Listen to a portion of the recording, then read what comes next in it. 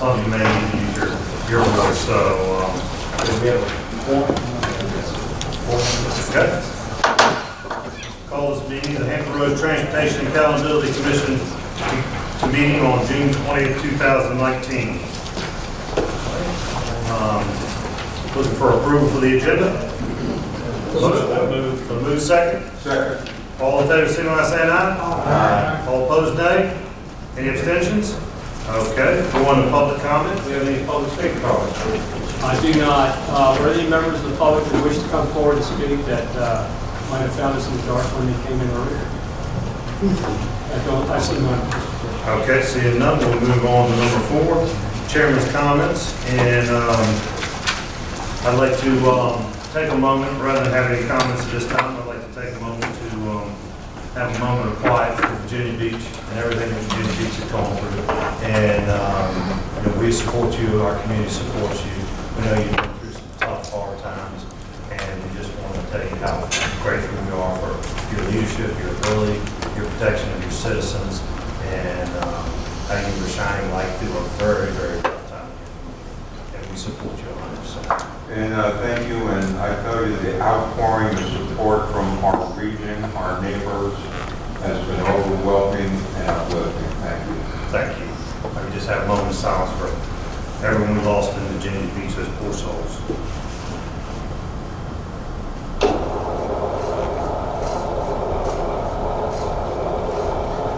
All right, thank you. Okay, consent calendar. Consent items consist of, as you can see on your agenda, A to F. And I would approve, is there a motion? Or is there any item anyone wishes to pull? If not, I have a motion for approval. So move second. Second. All in favor, signify by saying aye. Aye. All opposed, nay. Any abstentions? All right, we'll move into 6 action items. Okay, our first action item is Executive Director's Annual Performance. We'll look at that.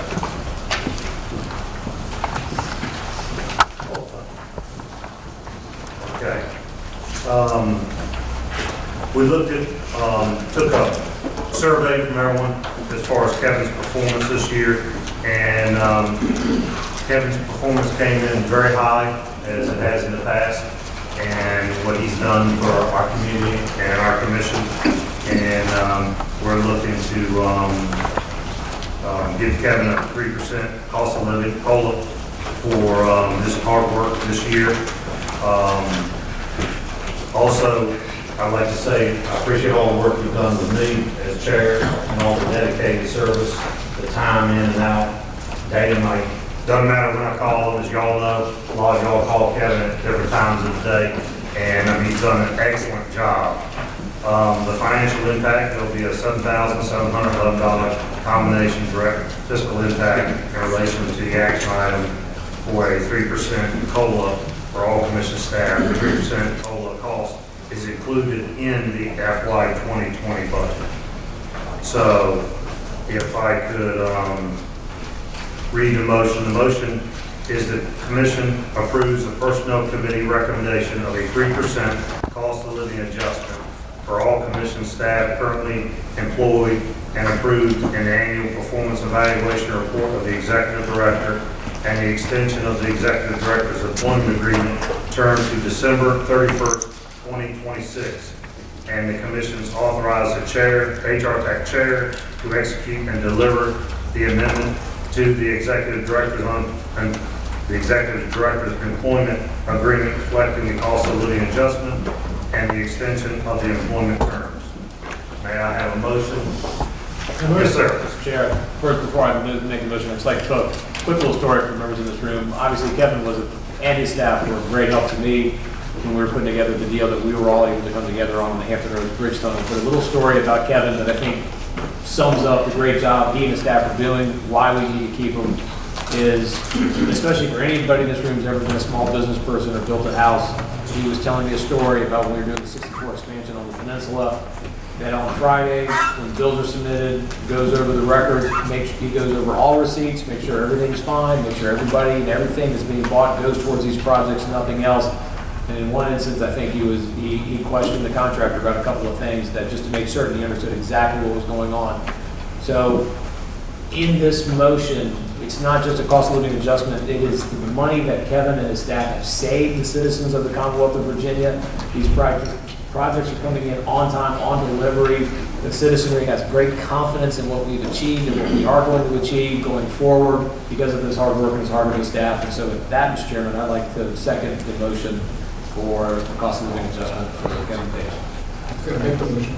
Well, and then I'll make the official motion. Make the official second. Second. All right, all in favor, signify by saying aye. Aye. All opposed, nay. Any abstentions? All right, that carries on. Thank you. All right, moving into D. Okay, people. Sure, yes, sir. Thank you, Mr. Chairman, members of the commission. Before you is agenda item number 6B. The Finance Committee, which met this morning, recommends that the commission authorize the chair and staff to complete the development, presentation, and future action of the commission of the Hampton Roads Transportation Fund Act, TIFIA, loan agreement, related bond anticipation note, and supplemental indenture for TIFIA for the commission's initial 6 projects preceding the Hampton Roads Bridge Tunnel expansion project. Mr. Chairman, just as an informational item, the decision brief running before you is a brief PowerPoint presentation, which I'd like to just run through a few slides, if I may, for the commissioners. As briefed to the Finance Committee this morning, if we go to slide 1, please, John. There you go. Thank you, sir. We're currently in the loan negotiation phase of TIFIA, and the TIFIA loan is the loan that funds for the initial 6 projects preceding HRBT. We're anticipating the TIFIA loan closing will be sometime this summer, August or September of 2019. As we discussed this morning at the Finance Committee meeting, and also the current chair, and I'm sure the chair that will follow post-election, we'll find that we will probably have to be a little bit nimble on the scheduling of potentially a special meeting sometime in the summer if we move forward with this. As it was detailed in the meeting with the Finance Committee this morning, that in proximity with the loan closing, there's also an economic benefit for the Commission and the taxpaying citizens of the region to move forward as quickly as possible with a bond anticipation note, or what's known as a ban. They're expected to be retired by a single draw of the TIFIA loan, would also help us, I like to use simple terms, will bridge finance during the construction phase of what remains of the time frame for the 6 projects we have under construction. And we might potentially also use this ban to add an additional year, because the TIFIA loan will allow us to draw up to 1 year of final completion of these 6 projects. The short-term ban during the construction is an advantage to us. It'll save us anywhere from $5 to $8 million over the duration of the financing plan, which was discussed at rather a lengthy process today in the Finance Committee. And I want to thank the Finance Committee today for their engagement and also their willingness to hear the costs and benefits of either going with a ban or not a ban. And obviously, you see, we're going forward with the development of the ban following the closing of the TIFIA loan. There will be somewhat of a front-end cost to both the TIFIA loan and the bans. The ban itself also needs a separate bond issuance document, and it will be under the Master HRTF Revenue Bond Trust Indenture, which was previously approved by the Commission, which makes us, again, looking back to the advantage of us getting ahead and doing the 2018 bond up in January 2018. We will potentially need a special meeting, as I mentioned. We will continue to allow you all the opportunity of good prior notice to that. And if we need a July or an August meeting, we'll try to also time that in the event of time when you all are coming collectively to this room for either an HRPTO or an HRPDC event.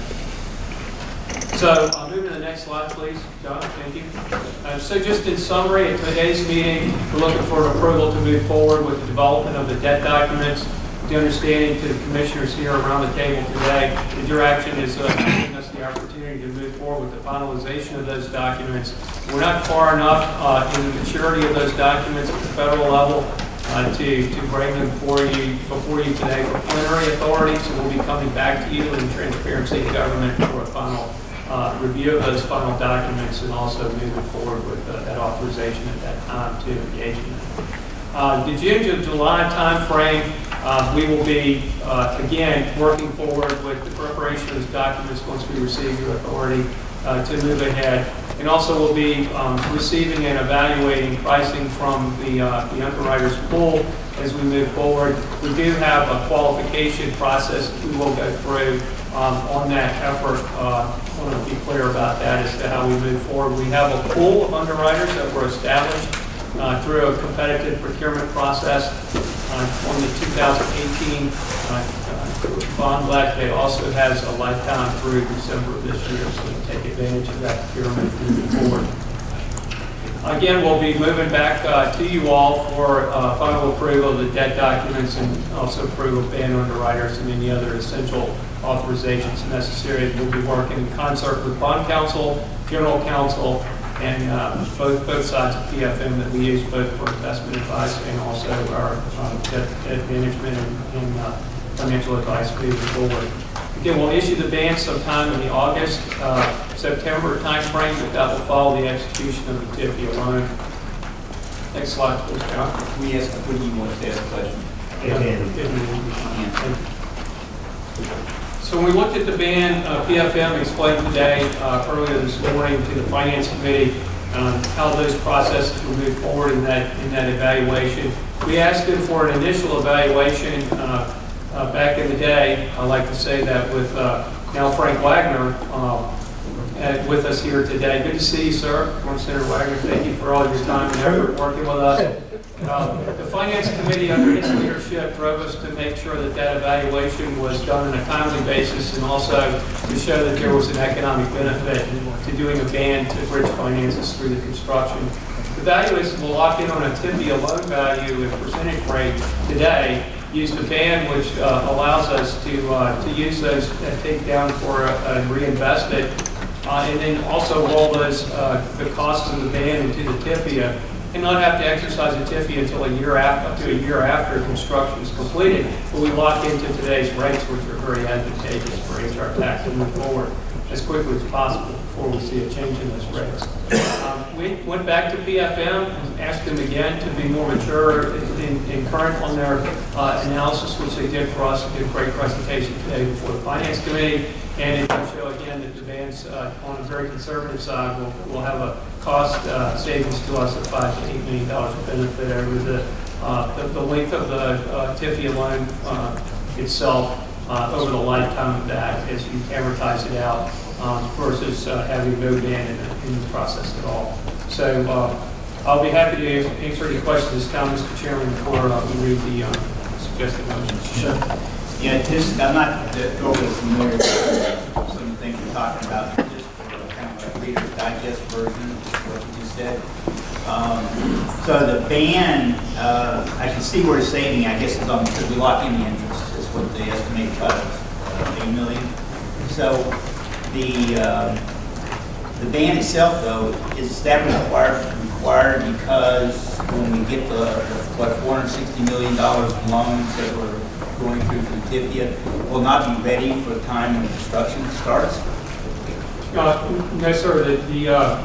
The ban itself is there's an advantage to the ban because it's an outright loan note that allows us the opportunity to have a full takedown at once, roll it in and invest it, and then draw it out during the construction. If we go with TIFIA only, that means we start drawing on the TIFIA loan also, and then incurring costs of that. So remember that the TIFIA is a takedown based on cost incurred and drawn upon, where the ban can be a one single takedown that we can now roll into the SNAP program or investments where we see a return on that investment with the avoidance of arbitrage the way we have it scheduled. Yes, sir. I'm sorry. If I wasn't clear on that, I'm sorry. But thank you for asking for clarification. Any other questions? All right. Motion? Yes, sir. Thank you. The motion is the commission authorizes the commission chair and staff to complete the development for presentation and future action of the commission of the Hampton Roads Transportation Fund, HRTF, backed TIFIA loan agreement, related bond anticipation note, ban, and supplemental indenture for TIFIA for the commission's initial 6 projects preceding the Hampton Roads Bridge Tunnel Expansion Project. Okay, we have a motion. Yes, sir. Second.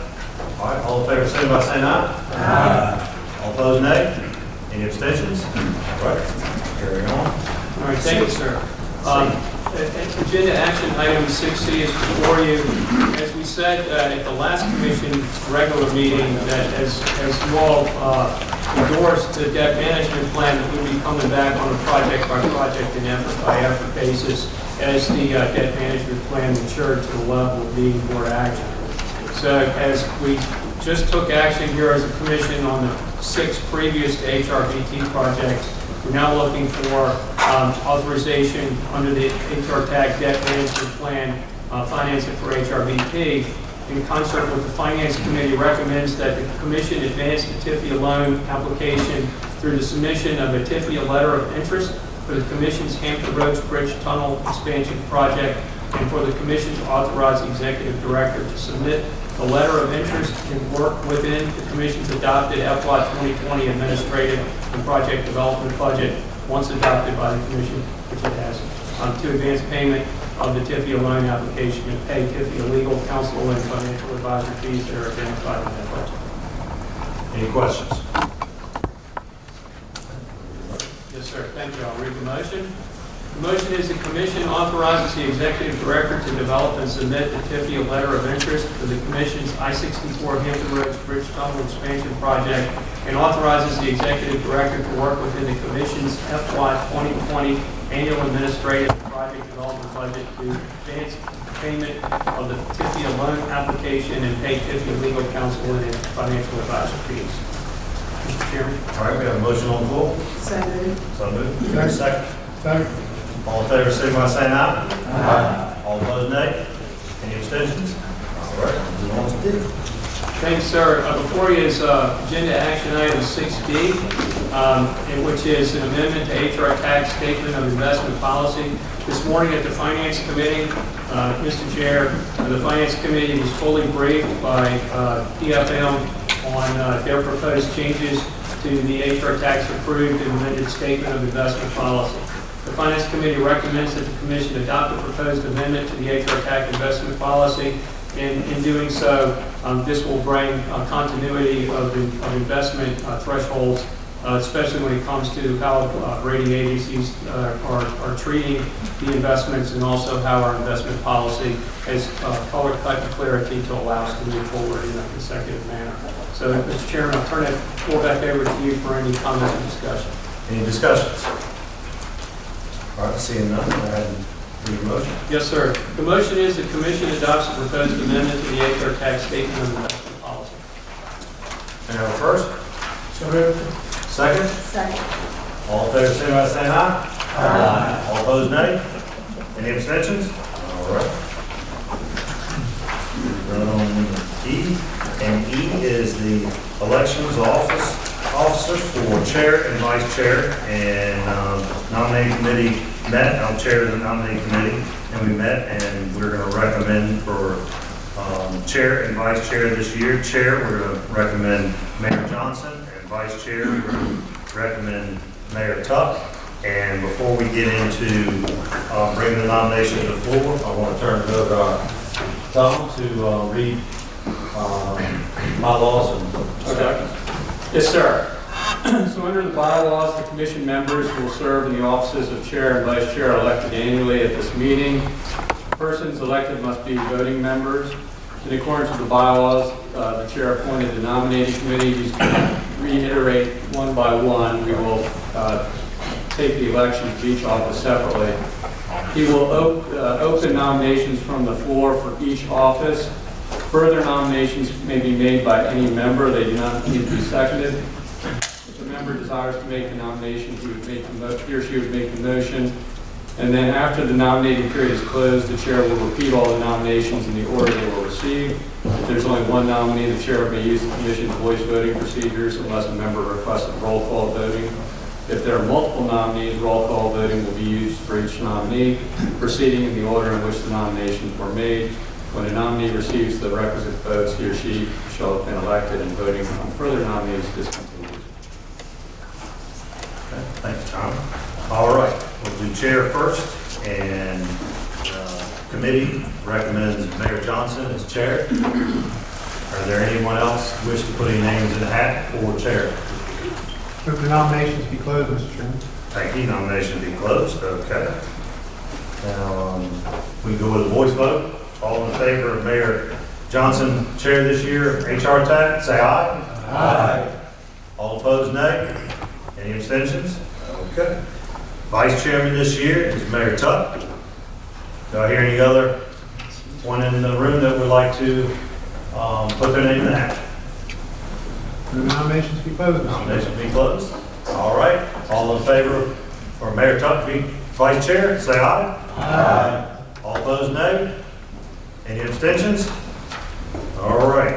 I just want to say that before I turn it over to our new chair, it's been a pleasure and an honor to be chair the last 2 years for this group. And we've gotten so much done, and it's y'all's work and y'all's dedication and the hours you put in above and beyond is what's made this happen. And this group has come together in a way that I don't think many other communities in Virginia that's represented by this many different communities have come together. And it's hats off to each and every one of you, and it's been an honor to serve you.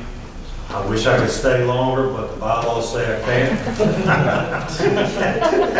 Mayor Johnson, we cut the lights out, knock the power out, and all so I can stay in, but then they have the power out. So, you know, what are you going to do? But Mayor Johnson is going to lead you very well. She's a strong, dedicated leader in our community, and I couldn't be prouder to hand the gavel over. I'm going to miss it. And but anything you need from me, of course, I'm, right around the corner, give me a call. And I'll be right there. Yes, ma'am.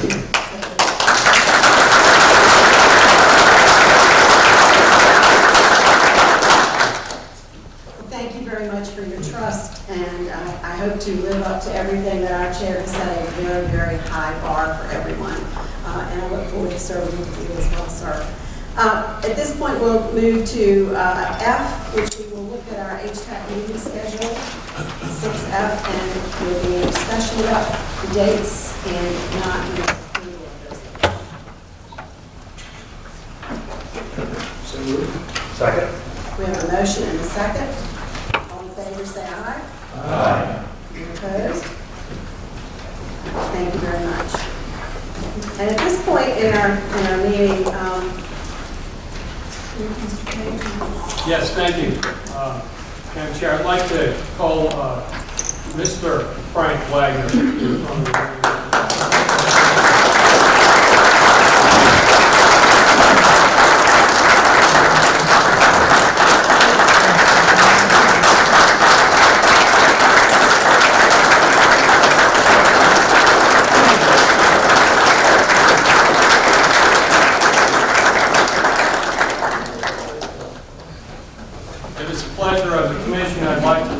resolution of appreciation to Frank W. Wagner in recognition of his services to the Hampton Roads Transportation Accountability Commission. Whereas Frank W. Wagner, former member of the Senate of Virginia, has served faithfully as a member of the Hampton Roads Transportation Accountability Commission beginning in July of 2014 and fulfilling the role of Vice Chair from July 14 to July 2015 and the role of Chair of the Finance Committee from July 2014 to April 2019. And whereas he has contributed immensely to the development and success of the Board's objectives through his dedication and experience. And whereas, beginning as early as his involvement in 2001 with the creation of the Hampton Roads Third Crossing Bridge Tunnel Commission, in 2013 with the creation of the Hampton Roads Transportation Fund, and in 2014 with the creation of the Hampton Roads Transportation Accountability Commission, Frank Wagner consistently demonstrated leadership and integrity to further regional transportation issues and contributed to the identification and advancement of the regional priority projects. And he has diligently strived to secure scarce transportation funds and has rendered invaluable service to the people of Hampton Roads. Now therefore be it resolved by the Hampton Roads Transportation Accountability Commission that Frank W. Wagner be recognized and applauded for his years of outstanding service to the Commission and has presented this resolution as a token of the Commission's affection, and be it further resolved that the Hampton Roads Transportation Accountability Commission orders that a copy of this resolution be spread upon the minutes of the Hrtac of this 20th day of June 2019, executed on this date by Linda Johnson, Chair.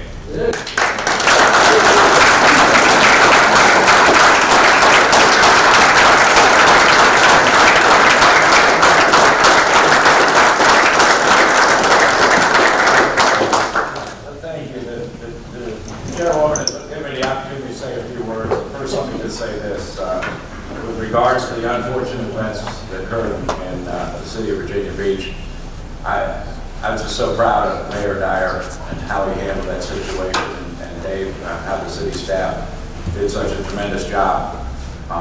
Really brought a lot of credit on our entire region, and certainly from everybody here, mayors and chairs and city managers and county board supervisors. All that you've done to support the city of Virginia Beach, I know has been greatly appreciated. And certainly, it's tragic events. I can't think of a better, classier way to handle it that really brought home to the citizens of Virginia Beach. So Bobby and Dave, I thank you all really so much for what you've done. It's just wonderful. Thank you.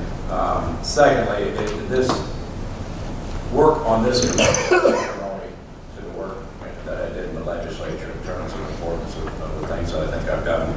A lot of people ask why this particular year. Well, if you look at the resolution back in '01, we knew we had to have a solution for the third crossing, and we used that as a launch board to set the stage at the appropriate time to actually put the funding mechanisms into place to see these road projects come through. I do, on a side note, want to know if you wonder why we lost power. The crane on the servicing the third crossing, building the new third crossing, ran into the transmission line across the water, and that's what causes power. So I have a point of contact at Dominion, I know. So we can look in this room to figure out why we lost power. It's because we had the money to actually add to the high-rise grid. So, but having said that, I mean, so many projects we've got underway, things that really 6-8 years ago we thought that unachievable are now achievable, and really at this point, when I saw the contract getting, and we held the VDOT's feet to the fire in terms of the scope of the project, and we had a little discussion earlier about that. But what we've been able to do is reserve a chunk of money. And so while I leave now and leave this organization, when you think about the time frame that I just gave you for a solution on the Hampton Roads Bridge Tunnel, and you look at the current existing of the Monitor Merrimack, and I know, Linda, you watch what's going on in Suffolk, it's just exploding out there.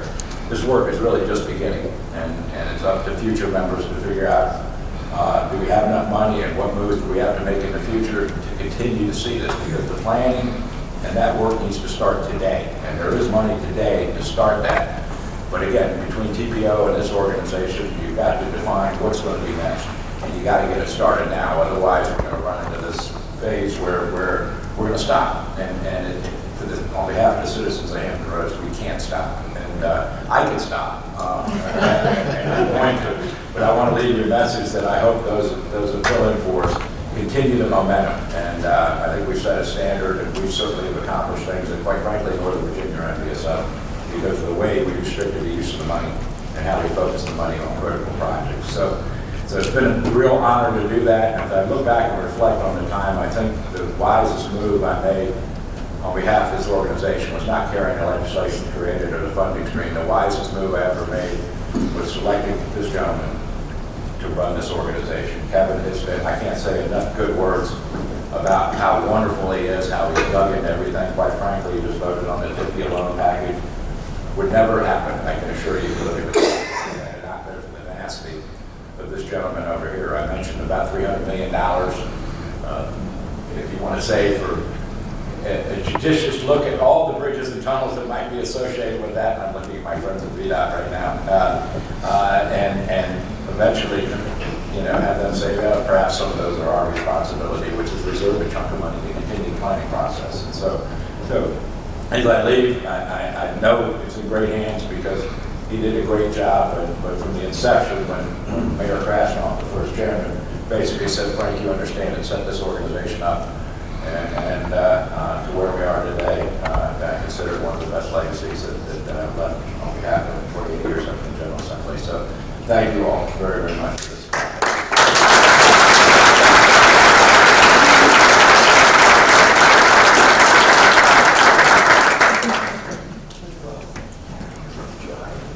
I know I speak for everyone in this room that the loss of Frank Wagner, not only in this room, but in the General Assembly, is a huge hole in leadership.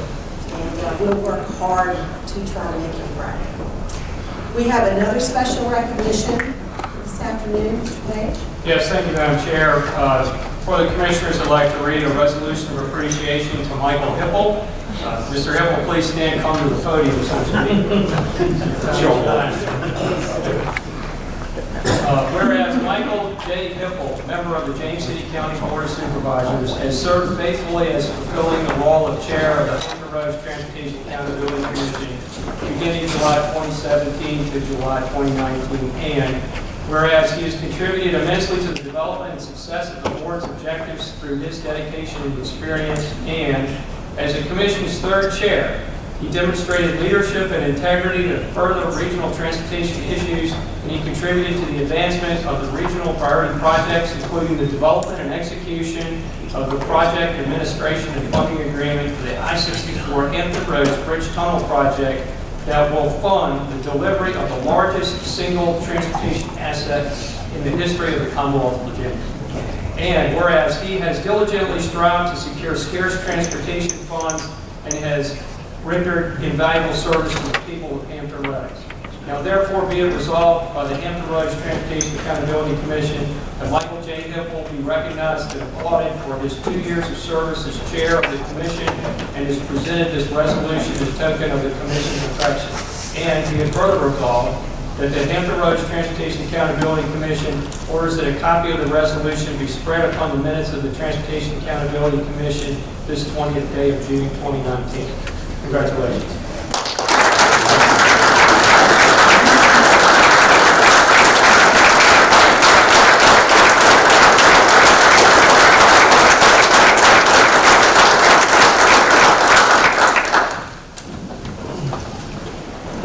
And I think, again, we'll all agree that probably no one has ever done this job any better. So. I'd like to thank everyone. It's been an honor to serve you and a privilege. And it's this group that's done all this. You know, it's the calls at night and the calls we need to do this, the calls, oh, to VDOT, hey, we're looking at this, we want to change that. The calls Kevin and I have made more than one time, multiple calls day and night. But it's this group coming together.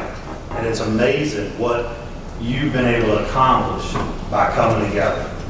I mean, I don't think there's any, and I hear it from everyone, and especially our staff in James City County. They love going home now. They can get home in no time. They said, you know, some of the ladies like, I don't even argue with my husband when I get home. It's such a pleasure. So we're saving marriages. Sometimes it's just not about transportation. But y'all have done it, and y'all deserve hats off because it's y'all's efforts and coming to the meetings and having the night calls and doing everything you needed to do to get the job done. And hats off to each and every one of you. And thank you for the job well done. Thank you.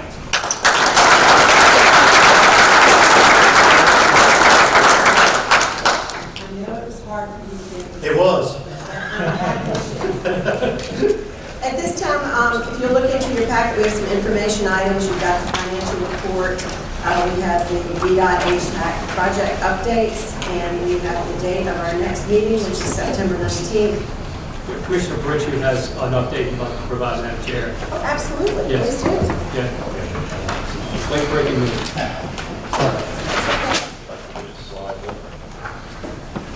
We have a slide presentation we'll be passing out. Chris is going to pass out the slide deck for you.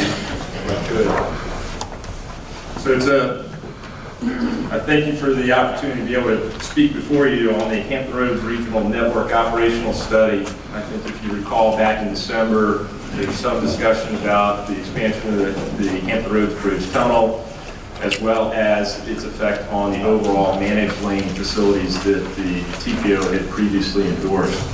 I want to say in January, Chris had presented a high-level overview of the methodology that would be used associated with the study. And since that point in time, we've had our consultant team and the department, the TPO, and Hrtac heavily engaged in the analyses with this. And I'll share with you the preliminary results that we have to date.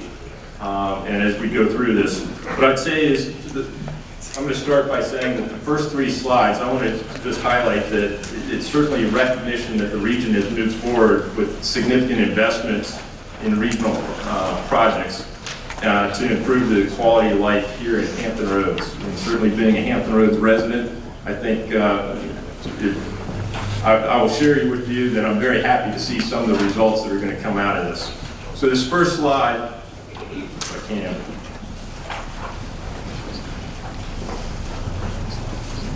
I want to share with you, assuming that under a no-build situation, or that the region did not make a financial investment in the Hampton Roads Bridge Tunnel, and when we would compare that to the contract that's in place today, if we did nothing in the region in 2025 under a no-build situation, assuming that the demand for the Hampton Roads Bridge Tunnel would be the same, people would be stuck in traffic by another hour and 26 minutes. Or let me put it in another way, by providing the Hampton Roads Bridge Tunnel under its current design, we're saving the region by 126 minutes each and every day in the morning peak period from sitting in traffic. So obviously the benefit of HRBT, I'll be highlighting the operational benefits that you're going to see between scenario 1 and scenario 2 that we're looking at the analysis for here in a minute. So let me go to, can I get the next slide, please? Looking at the eastbound direction again from Mercury Boulevard through the HRBT to 564, the difference between the current contract and the no-build situation in PM, we're seeing about a 50-minute reduction in travel time for each and every motorist that we'll have. Next slide. And the final slide in the westbound direction from 564 towards the city of Hampton, Newport News, we're showing an overall reduction in travel time by about 52%.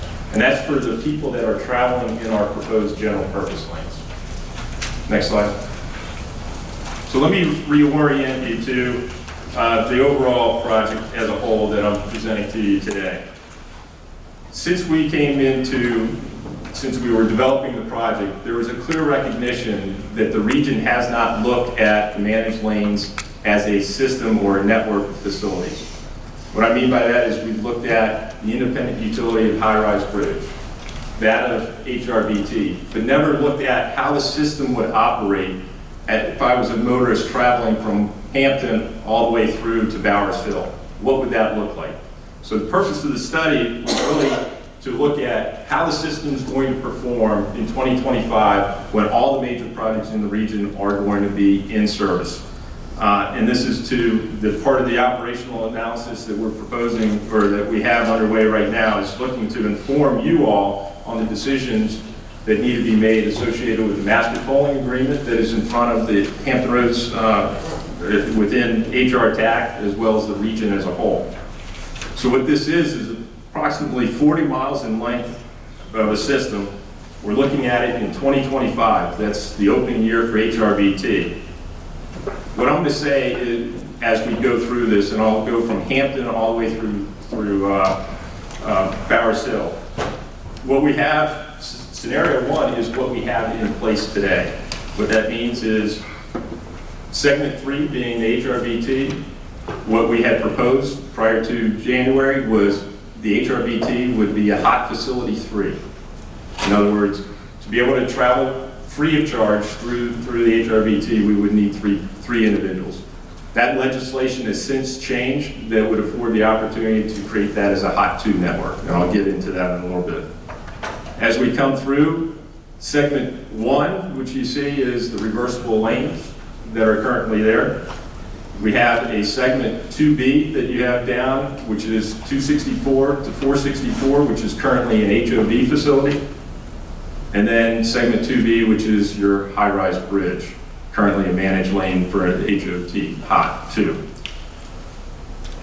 We analyzed two scenarios starting in January. One, as I went through scenario 2, the only change with scenario 2 is that we're shifting the entrance point from Settlers Landing west very slightly, and we're converting the HOV facility from 264 to 464 and creating that as a hot network. No other changes between those two scenarios. Next slide. I don't want you to get caught up in this slide by any means, but the long and short of this is that since the inception of this project, we've worked in close coordination with the TPO staff, Hrtac, and VDOT staff. Next slide.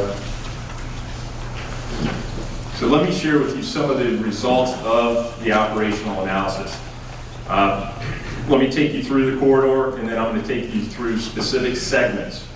So this is 2025 eastbound in the PM, going from Mercury Boulevard all the way through Bowers Hill. And this is only the scenario 1 and 2, and it's to highlight the effect of those two small minor changes to the network and the travel time savings that we anticipate in the evening peak period or peak hour.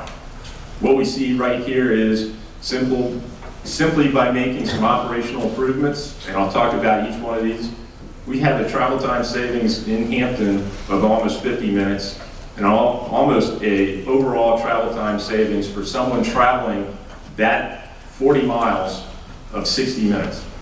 Now, what does that mean back to the region? If we average 5,000 vehicles a day that are going to make this trip, we've just saved the region more than 5,000 hours of delay each and every day by two simple improvements. So if I can have the next slide. So the operational analysis was really undertaken to say, can we maximize the investment that's already been made in the region by looking at small incremental improvements, and to identify if the region has any hot spots when we link these individual projects together to create a network or a system. The good news is that we've identified only 5 locations that need some additional addressing, and I'm going to go through each one of those 5. There are 2 in the AM and 3 in the PM period. Next slide. The first set of in the AM, so if I'm going to drive through the network in the AM peak period from Hampton through the HRBT into Norfolk and into Virginia Beach to 264, we see 2 issues that are going to be created. The first is the friction point associated with the merge into the hot lane and the general purpose lanes near Mallory Settlers Landing area. And what I'm going to say is that this is systemic of an issue both in the AM and PM peak period, and I'll share with you what happens in the PM that will show you a proposed solution to this location. The second point, 1B, is a friction point from our hot facility needing to get back into our general purpose at 564. Recall that the reversible lanes that we have on 64 right now are heading in the westbound direction and not in the eastbound direction. So this is just showing that those people that are traveling in the hot facility and getting re-entry into the general purpose is going to create friction along the network. Next slide. This slide is if we were traveling again from 564 to 264. You're going to see both lines for both scenarios identical or relatively identical. Reason for this is we have no hot facility, we have no managed lane facility, they're all general purpose lanes through this. Now, we have undertaken, since we've recognized that the westbound, since the general or the reversible lanes are pointing in the opposite direction during the AM, how can we address this? VDOT staff, both in the district as well as in our central office, have been looking at, can we repurpose the reversible lanes and create bidirectionality out of them? I will say that we've already taken that, and it comes at a significant cost to the region. we've taken a step back and said, what else can we do at a lower cost? We're going to propose here a solution that's going to repurpose the shoulder on 64 from 564 roughly Granby Street all the way through the 264 interchange, and we have that under review right now. We're thinking minor pavement widening can accomplish putting in a part-time shoulder lane. So whenever we have the reversible lane in the opposite direction, we will provide an option to motorists to be able to gain access to the managed facility. So one, that's going to create reliability in both directions for both the general purpose lanes on the facility as well as the managed lanes, and gives us the opportunity to create a 24/7 bi-directional network. Next slide. So let me go to the westbound direction in the PM, or the eastbound direction in the PM. Again, starting in Mercury Boulevard, heading eastbound through the HRVT. You recall what I said, that we have the same issue in the Settlers Landing, Mallory Street sort location, where I'm going to start placing people in the general purpose lanes to the hot lanes. What we have identified is that there is an opportunity to repurpose one of the general purpose lanes and move it west, move the entry point to the hot facility west by 1.5 miles. This west, going from Settlers Landing closer to LaSalle. This simple 1.5 mile sort location provides the region an additional reduction that we saw before by another 53 minutes, or 56% reduction, or 66% reduction in travel time through the HRVT. This is without widening any roads, widening any bridges. It is simply repurposing one of the general purpose lanes. That's a question. Certainly. And last night I was driving back from Richmond and thinking about the presentation on Monday. And so right now, from 254 to 264 eastbound, there are 4 lanes. And once you get to roughly just before half mile or so before you get to 265, which is the south exit, it goes from 4 to 3. So at LaSalle, either, I guess, to 265 or on the other side where you have the lane coming from wherever Hampton you get onto 64, is that going to be a short lane, or the short lane is going to be at the exit for LaSalle? It's going to be east of LaSalle to allow the people coming on at LaSalle entry points into. Gotcha. So you're saying we're going to take 3 general purpose lanes, we're going to take 1 and convert it to a managed lane, and no additional changes. But you have a shoulder that becomes what? Does it become a full-time lane? That is the concern I have, because what I envision that you're doing is you're creating the same kind of logjam that you have when you go westbound up by Jefferson Avenue, where you're at 255 and you approach 254, where you had 4 lanes going down to 2. You're now creating what was 4 lanes into 2 general purpose lanes. And granted, you will have the managed lane, but you only have 2 general purpose lanes. I'm trying to figure out how that's going to be an advantage if you're going from 4 lanes down to 2. If an individual does not want to go into the managed lane, then you have 4 vehicles or 4 lanes of traffic trying to get into 2 lanes. You just move what you had at Settlers Landing back about a mile and a half. So I just want to understand how we're going to be better off with that kind of scenario.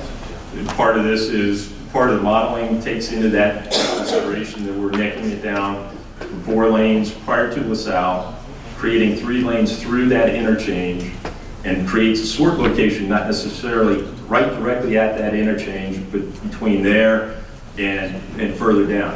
I understand what this ends up doing allows us to create an option for people to travel at higher speeds into the managed lane facility, and the demand now comes off of the general purpose lanes and goes into the hot facility that is moving at a much faster pace. Can we shoulder run during peak?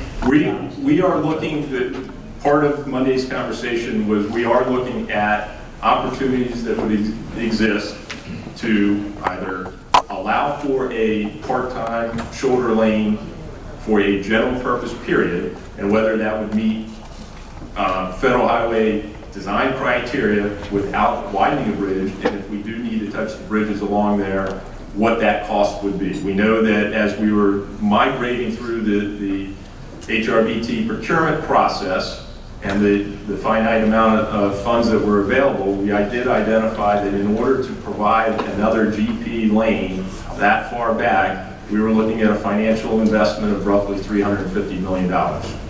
We have a number of bridges that would have to be fully reconstructed to be able to accommodate that additional change. But part of the analysis that we have indicated that we would do is bring this back, the options that are available, whether we could do this without any financial investment through restriping or looking at having a part-time shoulder lane, Cherry-Hipple. We'll bring that back, but we are very preliminary in our investigation right now. Madam Chair, just to understand this extension that you were talking about for the improvement, so the managed lane would be extended from, if you're coming eastbound, it would be extended 1.5 miles further out from Malibu, right? From Settlers Landing. Or Settlers Landing. So is that going to, how close to 664 is that going to be? It's going to be east of LaSalle. I don't have the exact distance. Okay. 664 comes in roughly at 264 mile marker. Okay. And so Settlers Landing is 267 districts where we are. So if you're looking at moving it back, again, the exit off 64 eastbound to LaSalle is 265. So essentially you would be a mile and a half west. And you're going to be approximately about a mile or so, a mile and a half from where 264 comes into 64.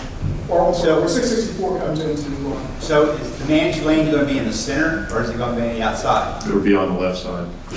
Left side being in the center. Okay. Left lane. And that, okay, so that was just going to be the managed lane piece. It would So create. people are already going fast, they're going to stay in the center piece, and they won't have to be doing this kind of back and forth across the expressway. We would separate the managed lane facility from the general purpose lanes by bollards or other means.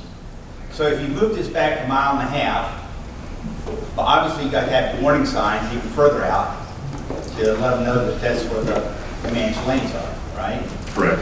So it's getting closer and closer to 664. Is what it sounds like. And I'm just wondering what this is going to look like in terms of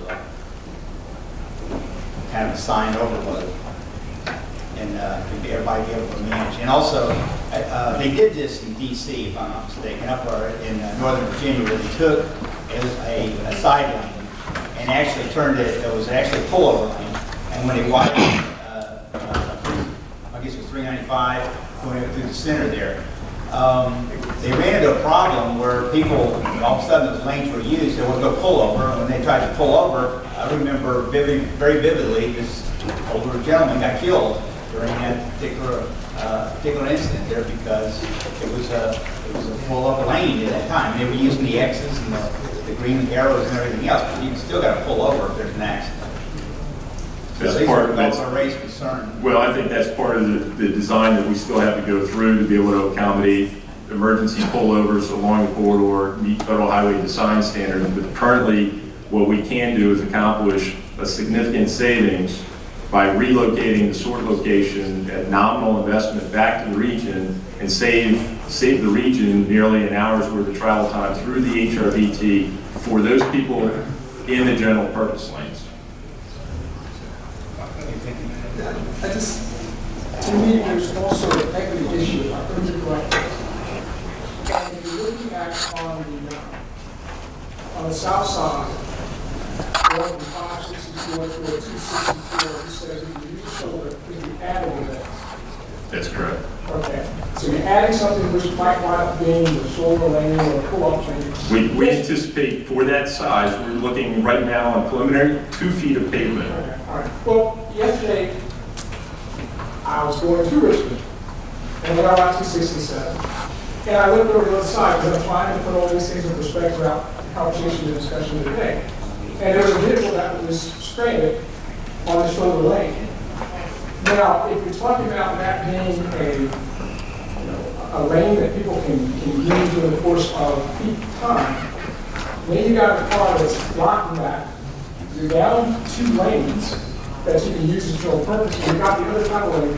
And I understand when you want people to make a decision about, hey, y'all want to go faster through this area, that's fine, but maybe not everybody can afford that. And so what you're doing now is bringing everybody from 4 lanes to 2 lanes, and all you've done really is you've taken what was occurring down at Settlers Landing, and you moved it back about a mile and a half. And not only that, you've also more or less replicated what you have up in McKinley's area, which is at Jefferson Avenue, when all those 4 lanes came down eventually to 2 lanes, but at least they could kind of move over 1 lane at a time. And here, you're saying, boom, you're going from 4 to 2 lanes.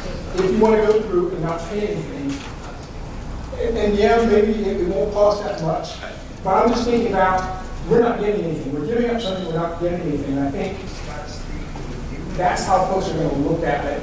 We live in Hampton, and folks are commuting through that area. But now I've got to pay. Why isn't there another lane? Because when I go to the other side, I can see the difference here. Well, Mayor, may I point out one item on this slide? The results are being shown for the general purpose lanes. In a direct comparison to what we have today at the sort location at Settlers Landing, by moving that west, whether it's a mile and a half, whether it's a mile, we can still tweak that. But what I am here to say is that there's a minor investment overall for the region that comes at a significant savings to those people that will have not be traveling in the managed lane facility, but are traveling in the general purpose lanes. One last thing. What I foresee is what's happening now is that folks will get off at Mercury, and they will go down Mercury to avoid having to pay, and avoid what they receive is this backup, because the backup will move. It'll move closer to not just 664, it'll move closer to Mercury Boulevard. Because Mercury Boulevard is 263. 664 is 264, and LaSalle is 265. And so now we're looking at within a mile and a half, 2 miles. I can see folks starting to say, I'm getting off. Because that's what I do. I get off Mercury to home. I don't go all the way down. Even though it's the county, more direct is off 267, I get off early. And I think more traffic will get off there because they will avoid the traffic back up and they will avoid pain. And you're directing that traffic now through Hampton more than perhaps. I think our models are going to show that we're going to pull more traffic off the arterial streets in the city of Hampton because we'll have better flow conditions under that scenario too, to be able to reallocate the people that are traveling in congestion Hampton's arterial network and bringing them back to the interstate facility where we want them to be traveling. Let me ask you, what's the cost of expanding the bridge to try and add an additional line? We're going to have to bring that back in September because that is a part of the ask that came out of Monday's meeting. Madam Chair, you're going to do this presentation on this at the July TPO meeting. We were not planning on it. This is the identical presentation that was presented back to the TPO back in. I remember when you made the presentation. Well, Chris made the presentation back in May. These results are still in a state of flux, and if I could get to the timeline that we anticipate providing all of these results back to the TPO and Hrtac at the end. Can I have the next slide, please? So as we continue to travel eastbound in the evening peak, this slide is to represent the conversion of the HOV facility to a hot facility. What you see there is that we're, by converting the untapped capacity of the HOV facility and giving motors an option, we're able to reduce the travel times by more than 50% over this stretch of the facility. Now, part of this hotspot identification is the recognition that 464 and the interchange of 464 does have backups into the general purpose lanes. We're working with the district as well as giving these operational analysis back to the TPO to be able to highlight a future analysis or identifying that it is a hotspot that will need additional investigation at some point in time to be able to address that spill back onto the interstate facility in the general purpose lanes. What we're seeing out of this is that by converting that untapped capacity and giving motorists an opportunity, we're able to provide a reliable system and less friction to those that are willing to pay. Next slide. And our final hotspot that we have again is the Hampton Roads Bridge Tunnel heading in the westbound direction from Granby, if you will, back through to the city of Hampton. What we see out of this is the fact that the geometry that we have from all the way from 264 through the HRBT is identical. Again, we have the reversible lanes heading in the eastbound direction in the PMP, and there is no opportunity for anyone to get into a managed lane facility until the Granby Street area on 64. As I said before, the part-time shoulder lanes that we're investigating right now is an opportunity to be able to incorporate in this from all the way from 264 through the 564 interchange. We anticipate this congestion to be reduced significantly. Next slide. So to address, I think, our next steps in the analysis, we've identified the opportunity to create a seamless network in the 24/7 by repurposing the shoulder lanes from 564 through the 264 interchange.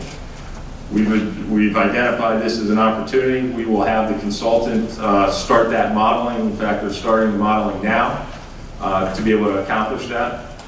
We are also asking them to look at the operational analysis or hours that are associated with this, recognizing that to create a 24/7 network, we need to have in front of you the operational results on how the off-peak period, lunchtime, non-peak periods would operate as a hot facility, and the recognition that summer weekends on Hampton and in the city of Norfolk through the HRBT are just as bad as, or is just as congested as we have during the peak periods.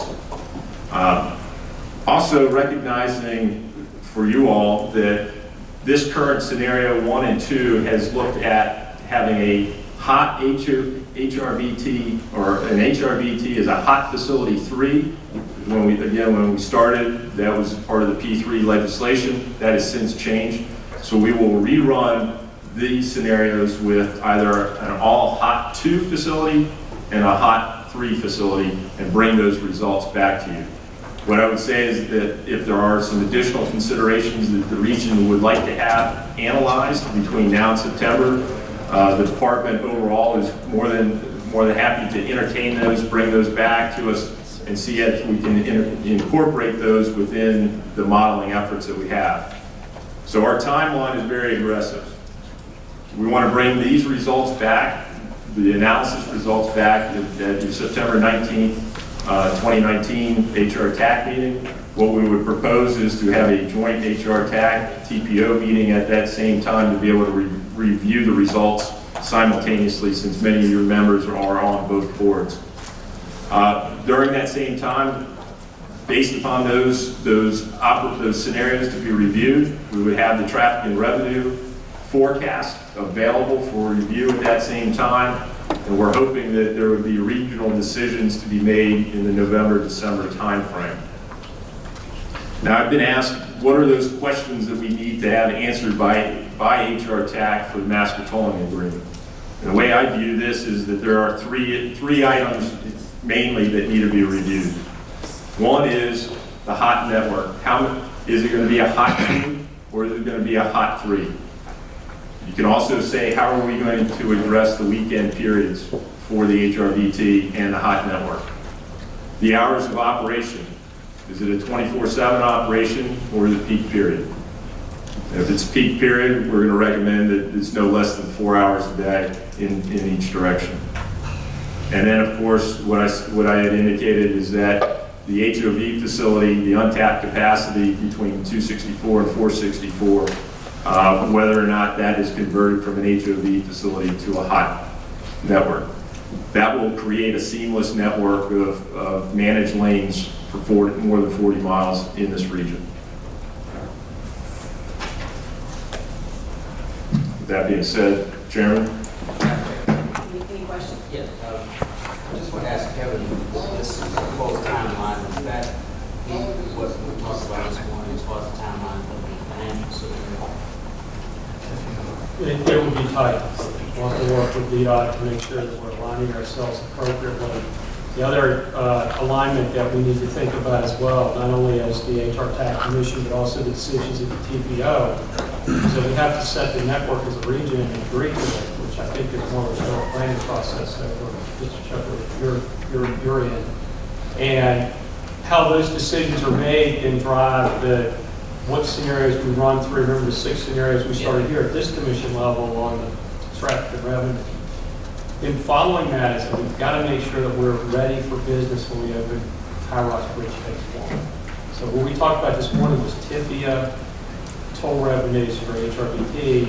We also have another item that's coming on just almost the same timeline, which is High Rocks Bridge, which is a physical project as well. So adding on to your question is that you need to work the clock backwards from the HRBT tolling decision for TIFIA, for toll revenue TIFIA, and also as we move forward with the network decision, how High Rocks Bridge Phase 1 will fit in, where those decisions are made, so that we do open the door with the managed lane facility in place.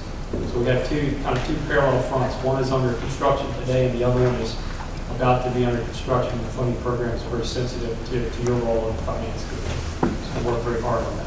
Thank you. Good. Steve, I really appreciate the briefing. And I don't know about everybody else, but I've heard Donnie's concerns. When I see this chart here, I'm wondering, did we screw up? Absolutely not. Well, I mean, we're supposed to be stopping congestion here, and I see this, and I'm almost deja vu all over again. I feel like we're right back to where we were, and we haven't solved the problem.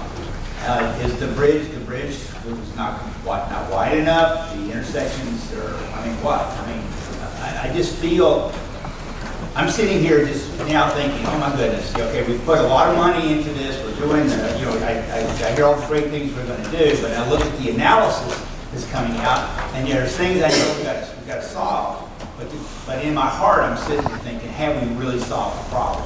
And I appreciate that comment. What I would say is that I've debated whether or not we should even show that diagram. If we could go back one slide.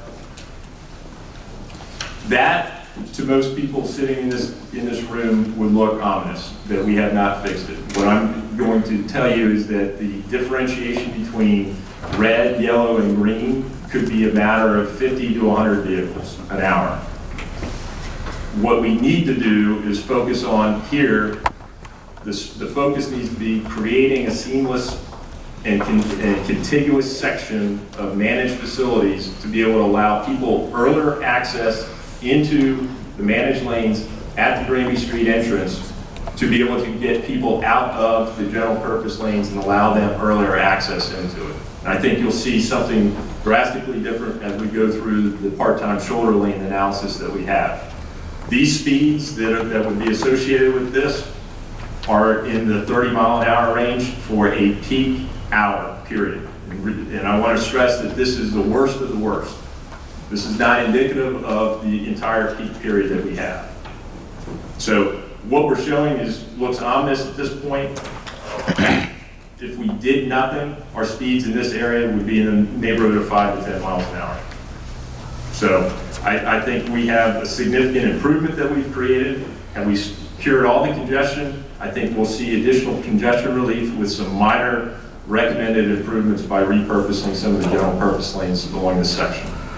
Madam Chair, if we could have the Commissioner go to slide number 1, I think this is where you see the fruits of the investment. Mr. Commissioner, you have a baseline no build versus where you're actually making the heat discussion in the later slide. The red arrow is what we're accomplishing, is that correct? Yeah, I would go to slide 3, 3? Okay. Great, thank you. and that would be indicative of the westbound direction of what our travel time reduction, we're reducing travel time along the border by 50%. The overall 24-hour average. No, this is only for the peak, the worst peak period in the PM direction. Well, we need to, Madam Chair, I just want us to be real careful with this, because a lot of people in here or out there will look at information like this, and in the end, they will see this congestion spots and wondering, well, we just spent $8 billion on projects, and what have we done? And we know what happens to us. I mean, we know it's going to happen here. But I kind of, my expectation is that we have, we look at the truth when it's given to us. If we need to spend money that we've been given the ability to do to make things work, then we need to put that on our future list and make the expansion. But I mean, I guess it's just knowing what's happening is a big part and how it's being said. So yes, I appreciate what you've done. It's just I'd say those charts look ominous at times, so thanks. Madam Chair. Yes. Okay, High-rise bridge 2021. This is 2025. Right. We got a gap there. That's the implementation of HRBT, but we have high-rise bridge, which will be a managed haul facility. That's the first leg of our project group Okay. that comes online. So that won't wait for this. No, That's correct. no, it will not wait. All right. So we need to have that network set That's sooner right. than later. Right. That's the point I was making. Yep. The 23 minutes is during, the slides are nice, but I can't quite, maybe it's me understanding totally. The 23 minutes, 52% reduction is during a peak time of congestion. The worst peak period in the westbound direction, if I was to use the general purpose lanes, correct. So we would have additional travel time savings if the motors use the hot facility or the managed lane. So we'll have better if they're using the hot ones. This is not including hot. The lower line will indicate what that someone traveling in the hot facility would experience or would be anticipated to experience along the border. So if you're traveling in the hot lanes, you're going to get there slower. Faster. The lower line indicates slower travel times, increased speeds. Okay, all right, got you. Okay, now is that time, so the 23 minutes is included by using the hot network? It is not. So I want to explain this then. If I was traveling, if we did nothing at the HRBT, and I compare it to the current contract that we have, what I would show you is a 23-minute reduction in travel time, traveling from 564 to 664. In the worst scenario? In the worst hour of peak congestion. So in the best scenario, with what we have right now all open, we probably wouldn't have congestion at all. This is still showing that I will anticipate a travel time when I open the facility of roughly 30 minutes to go from 564 to 664 during the peak period. Now, and that's in the general purpose lanes. That's a 50% reduction in travel time. Build or no build versus build. Right. So gaining 50%. Where you're gaining 50% more back. That's right. Now, right now with the lanes that we have open and that we're opening, and I understand the hot lane is going to allow certain people to get through quicker. But the general population, right now is running through these without this, and they're enjoying this. What's going to happen? How much of a lag is it going to be when we start implementing the hot lanes for the general purpose lanes and the people that have gotten used to just going now without? When we open the facility, we'll have both hot and general purpose at the same time. Okay. So we won't open it all. Hopefully we'll have this ironed out before that. We will have recall, the HRBT will have 2 new tubes. Right. One of the new tubes will be the hot facility only. We're going to repurpose the current eastbound tube as a westbound hot facility as well. And that going to Mayor Hrtac's congestion in his area.